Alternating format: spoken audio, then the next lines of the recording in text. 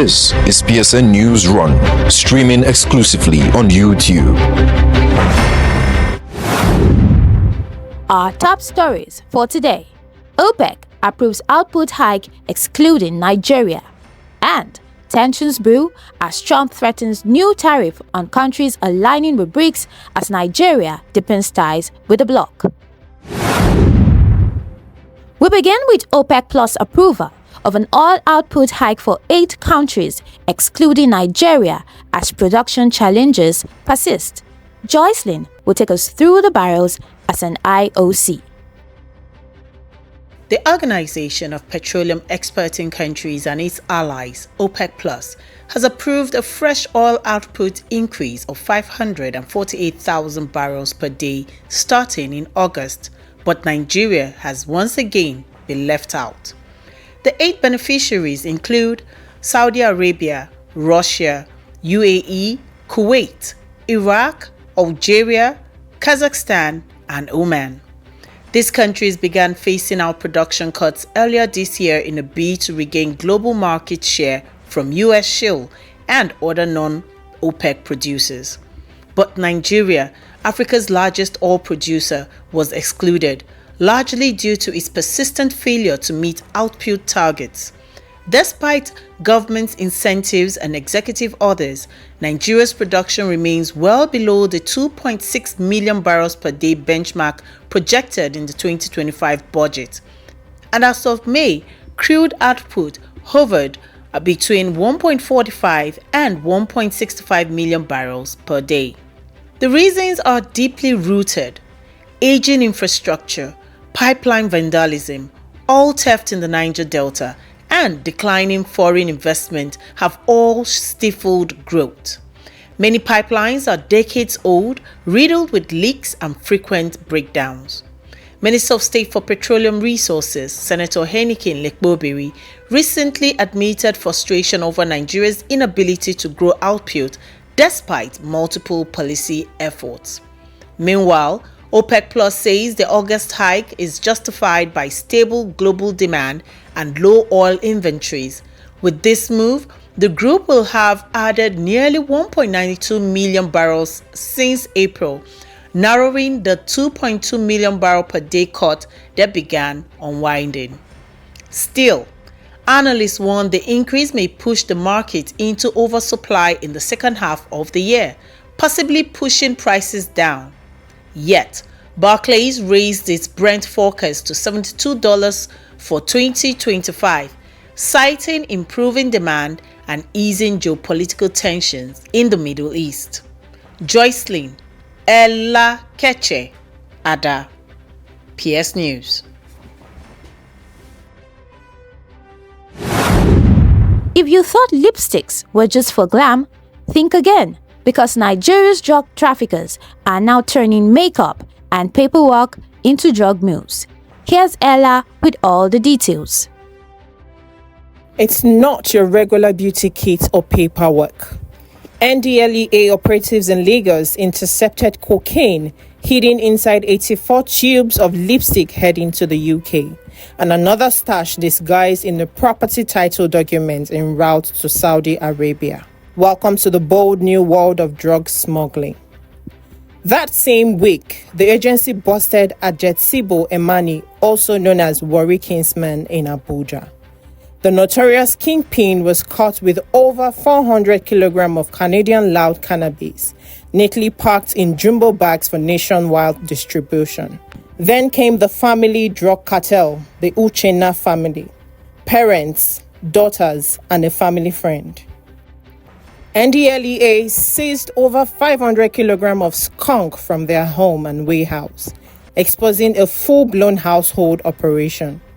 At the Lagos airport, a frequent flyer was caught hiding 7,660 pills of tramadol in food packs bound for Italy, while another burst uncovered 17.7 million Australian dollars in fake travelers' checks hidden in children's books. From Osun to Abuja, raids uncovered over 63,000 opioid pills, including a shocking stash inside a vulcanizer's shop.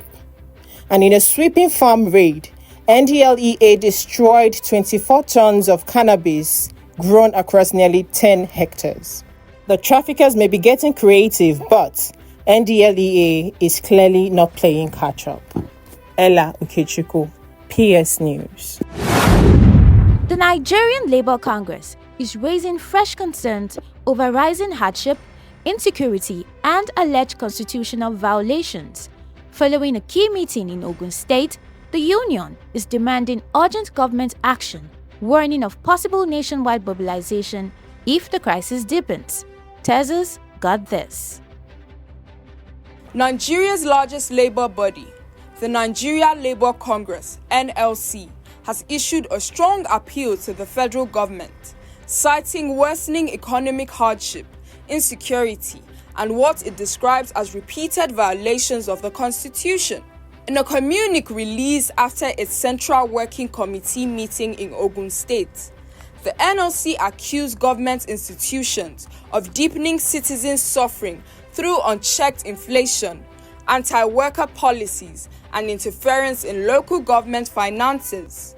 It highlighted surging food prices, soaring transport costs, and eroded wages as signs that the average Nigerian worker is being pushed to the brink.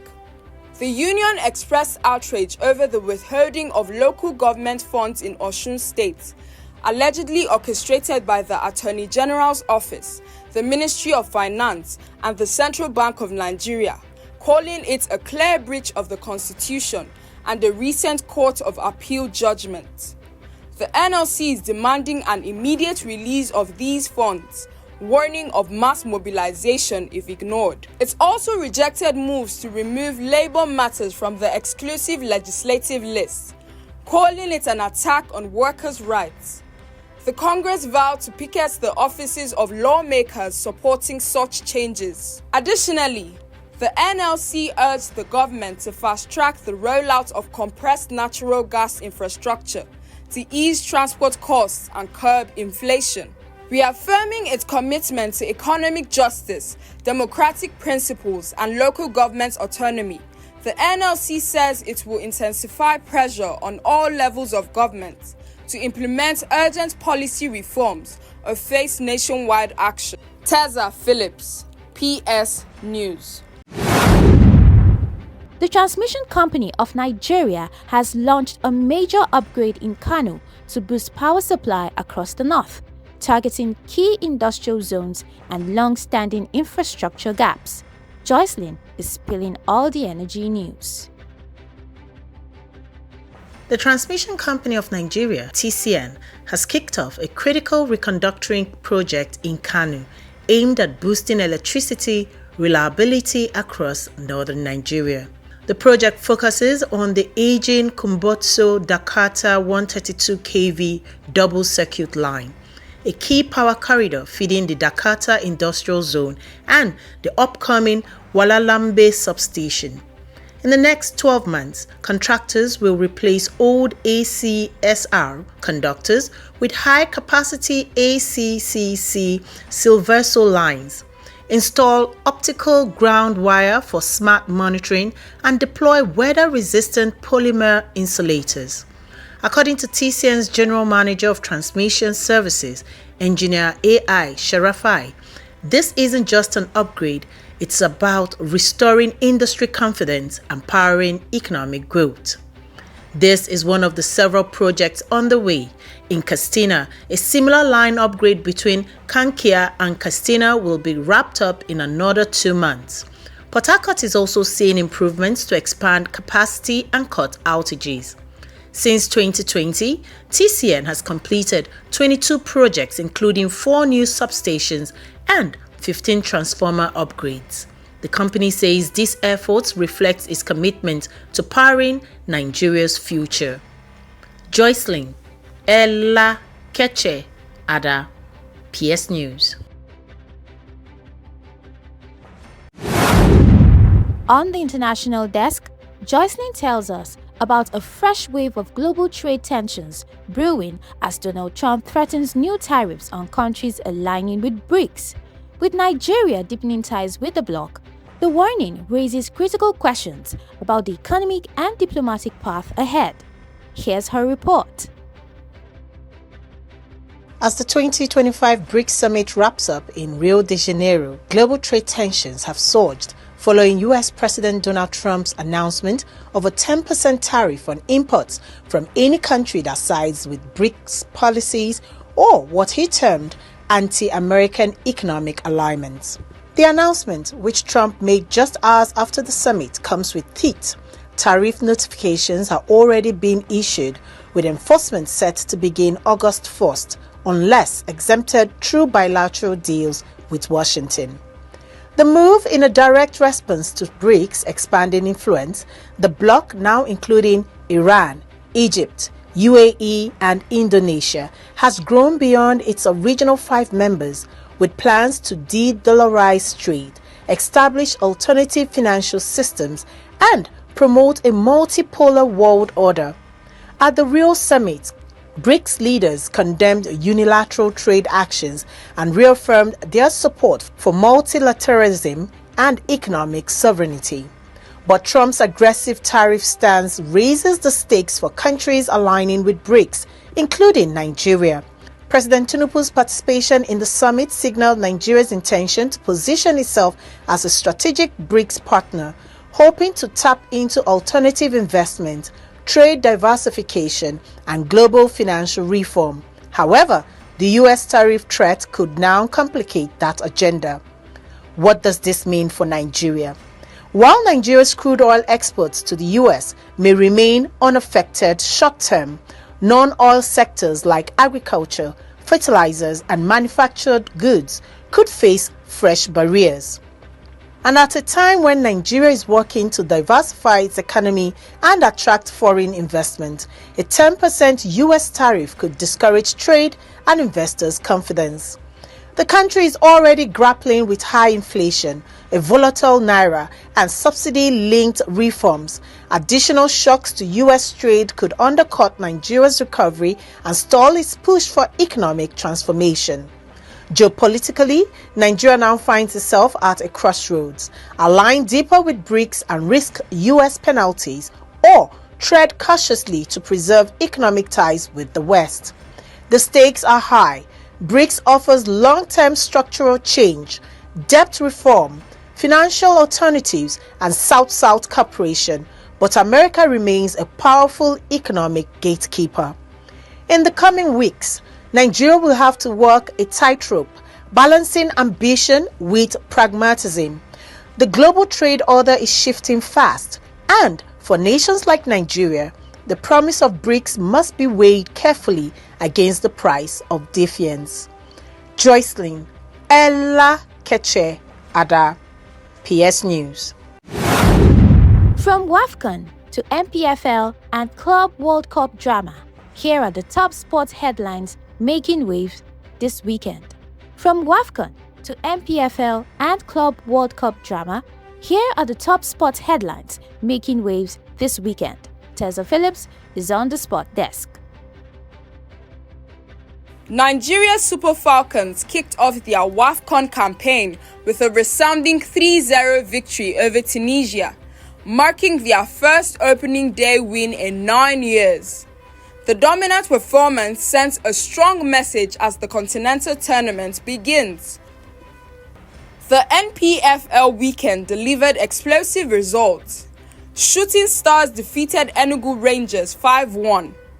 Bayelsa United blanched Remo Stars 3-0. Bolstering their climb in the standings, Niger Tornadoes edged Kano Pillars 3-2 in a nail-biter. These outcomes have shaken up the top 5, with Remo Stars narrowly leading Rivers United and Abia Warriors in the title race. Chelsea have been hit with a suspension as striker Liam Delap will miss the upcoming Club World Cup semi-final against Fluminense due to a one-match ban. The setback comes just as the Blues prepare to face South American opposition in a high-stakes clash. Tessa Phillips, PS News. And sadly, Ibadan is in mourning as the Olu Ibadan of Ibadan land, Oba Owolabi Olakuleyin, passes away at 90.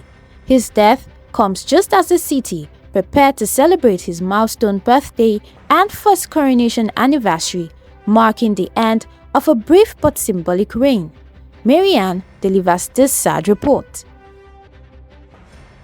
The city of Ibadan is in mourning following the reported passing of the Olu Ibadan of Ibadan land, Oba Owolabi Olakunleyin, at the age of 90.